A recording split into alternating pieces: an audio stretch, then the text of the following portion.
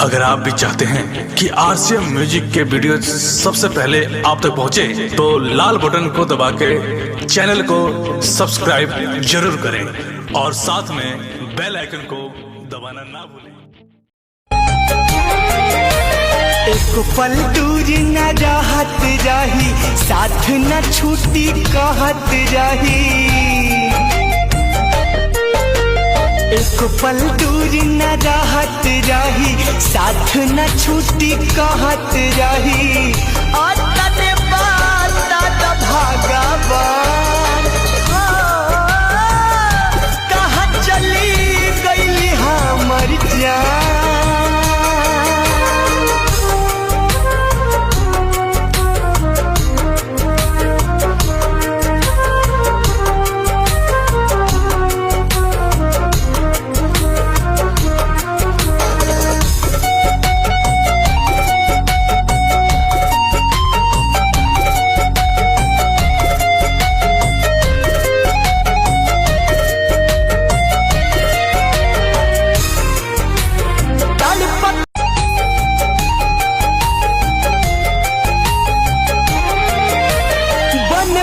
खोजनी ताल तलैया कतही नयली नजरिया।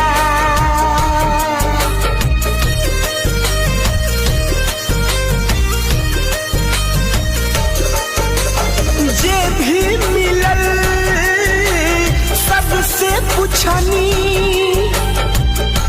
केहू बतावे न खबरिया। बाह पगोदन गोदवले बाड़ी, बोलुअन मोल लिखवले बाड़ी। इहे उनकर पहचान हो, कहाँ चली गई हमर जान। तड़पत होई है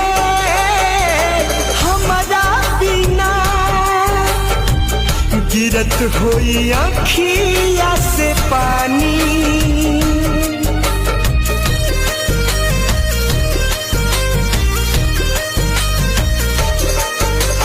जाने कवना हाल में होई है, यह सोची बढ़े परेशानी। ना मिली है तो जी ना पाई, उनका बिना हम मर जाई। सारा जग